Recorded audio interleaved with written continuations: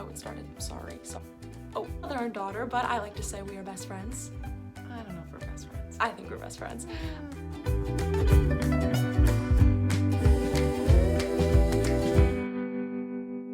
Hi everyone, welcome back to Because I Said So. Where the food and your teenage daughter's comments are always Fill in the blank. If you think of this week's tagline, you could win a free 20-minute consultation with your friendly neighborhood health coach. If you're looking for quick health habits, hacks, and tips, I am your girl. Or you could just call and talk to me.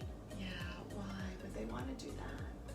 Anyway, it's apple season. Yay! You know what that means, all things fall, sweater weather, and apple picking. And if you celebrate the Jewish holiday of Rosh Hashanah, this recipe is for you. And if you don't celebrate the Jewish holiday of Rosh Hashanah, this recipe is still for you. Tell them what it is. Today's recipe is a simple apple crisp, and unlike other apple crisps that require a lot of peeling and slicing, we took it all out. It's also vegan, gluten-free, and very multifunctional. I'm talking breakfast, midnight snacks, lunch, dinners. No. Okay, maybe not dinners, but what you need, we got. Let's get cooking. For the star of the show is the apple. So I used these medium-ish apples that came in a bag. I used about 6 of them. If you get larger apples, it's more like 4 to 5. Best types of apples to use are Honeycrisp, you can use Granny Smith, Fuji, or Gala. The 2 apples that I don't recommend using are Macintosh and Delicious, because they're just like, ugh, they just don't come out, they're mushy.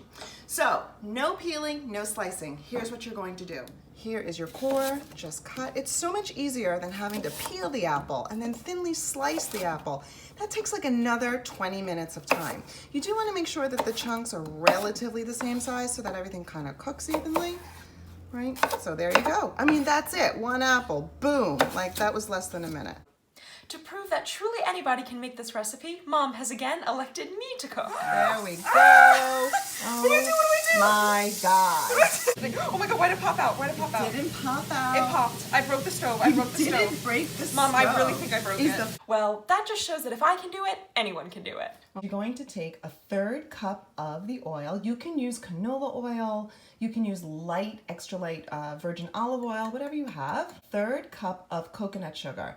Now, the reason why I use coconut sugar is because it's a little bit healthier than regular sugar. Use what you have. We don't have a whisk. I know many of you don't, so we're going to be using a fork today. You're just going to combine the oil and the coconut sugar until it's, kind of like a uniform caramel color. 1 teaspoon of vanilla, and it is also 1/2 teaspoon of maple extract. We're going to move that in. Very good. 1 cup of oat flour. You can use regular unbleached flour if you like. The only flour I suggest you don't use is coconut flour because it just zoops up all the oil. And now we're going to take 1 cup of rolled oats. These are gluten-free oats. Please make sure if you are gluten-free that you buy a package that says specifically gluten-free. And we have 1 teaspoon of baking powder. Put that in. A teaspoon of cinnamon. There you go. Look how easy that is. Look at me teaching you things. Now you're going to be mixing it up. And it should start to take on like a more crumbly appearance. Okay, so you see how it's now getting really crumbly? Like if you pick it up between your fingers, just like pick it up. See how it's crumbly? Yeah, so you don't want to keep mixing it because you don't want it to get solid. A little bit of butter. Dairy-free margarine, and I just spread it there so the apples don't burn at the bottom. If you don't have margarine or if you don't want to use butter, you can use oil. Just a little bit and just rub it around with like a paper towel. Super simple. Okay, we're going to take the apples. Literally, you're just going to fill the pan. Everything is sort of evenly in the pan. Now, some people like their stuff extra sweet. So we're going to just put a little maple syrup over the top, just like that. And now we're going to put on the crumbly topping. You're just going to use your hands, make sure they're clean. You're just going to sprinkle it on top. It really doesn't get any easier than this. And I also want to make a note that I used oat flour. Oat flour is typically gluten-free, but there are brands that do not say gluten-free. If you are gluten-free, celiac, or anaphylactic, please make sure that your flour is gluten-free oat flour. So we're just trying to get it nice and evenly distributed. Look how good that looks. It even smells good, and I'm not even cooking it yet. The end, you're gonna put it into an oven preheated at 350 degrees, And then 40 minutes later, heaven will come out. So stay tuned. Stay tuned.